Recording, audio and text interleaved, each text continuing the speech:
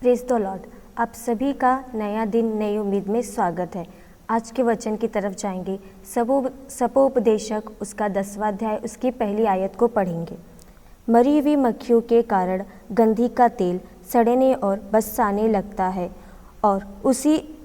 और थोड़ी सी मूर्खता बुद्धि और प्रतिष्ठा को घटा देती है। परमेश्वर हमें इस वचनों के द्वारा मूर्ख और बुद्धिमान के संबंधित में बात करता है। परमेश्वर हमें बताता है बुद्धिमान कैसे अपने नगर को तीर्ण किए रहता है, परंतु एक निर्बुद्धि व्यक्ति जल्दी से ही गुस्सा क्रोध होकर उतावली कर कर लोगों से झगड़ा और दाह करने लगता है, परंतु एक बुद्धिमान व्यक्ति उसे शांति देकर समझ बुद्धि की बातें समझाता है। ठीक उसी तरह परमेश्वर इसी वचन में इसके आगे की तरफ हमें बताता है कि कैसे एक छोटे से गाँव में थोड़े से लोग थे और वहाँ पे एक बड़ा राजा वहाँ पे झगड़ा करने के लिए तेजी से आता है, परंतु एक बुद्धिमान व्यक्ति उसे समझाता है कि ऐसा करना उचित नहीं है। उसकी बातों से उसे मानकर उस बुद्धि की बात को मानकर वो राजा वहाँ से चला जाता है। उसी तरह परमेश्वर हमें वचनों में बताता है कि बुद्धि हमारे अंदर जो परमेश्वर ने हमें दिया है उसे हमें दृढ़ता से थामे रहना चाहिए। हमारे मन में कोई भी कपट दाह निंदा नहीं आनी चाहिए। हमें अपने बुद्धि के समझ का सहारा लेकर कार्य करना चाहिए। पवित्र आत्मा के वचनों पर बुद्धि से समझ धीरज के साथ उसकी बाट जोते हुए उसका अध्ययन करते हुए हमें रहना चाहिए। उसी तरह सुलेमान ने भी परमेश्वर से बुद्धि के लिए ही प्रार्थना किया ताकि उसका राज्य जो परमेश्वर उसे बुद्धि दे वो उसे चला सके।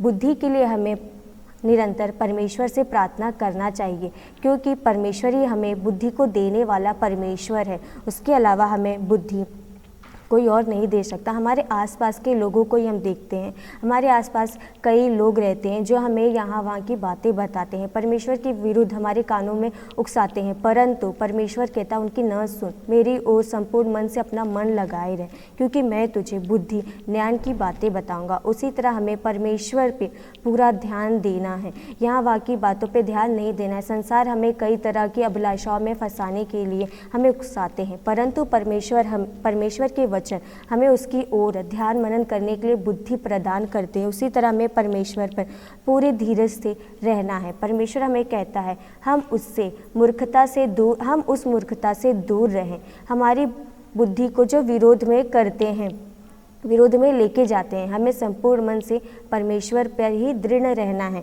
परमेश्वर हमें बुद्धि देता है और हमारे मुंह से परमेश्वर का वचन अनुग्रह हमेशा निकलना ही है। परमेश्वर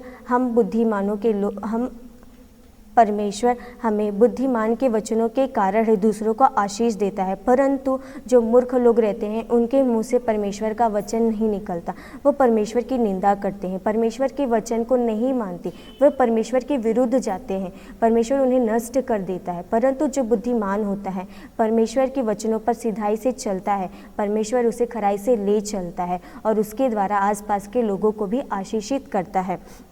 ठीक उसी तरह परमेश्वर हमें कहता है तो अपने संपूर्ण मन से मुझ पर भरोसा रखे रहे और अपनी बुद्धि का भरोसा न लेना, परंतु संपूर्ण मन से मुझ पर भरोसा रखे रहे। मैं तुझे बुद्धि और ज्ञान की बातें बताऊंगा। मूर्ख लोग परिश्रम करने में आलसी थकावट महसूस करते हैं, परंतु जो बुद्धिमान रहते हैं वो इस बात को समझते हैं कि परिश्रम से ही हमें फल मिलता है, क्योंकि परिश्रम का फल हमें परमेश्वर ही देता है।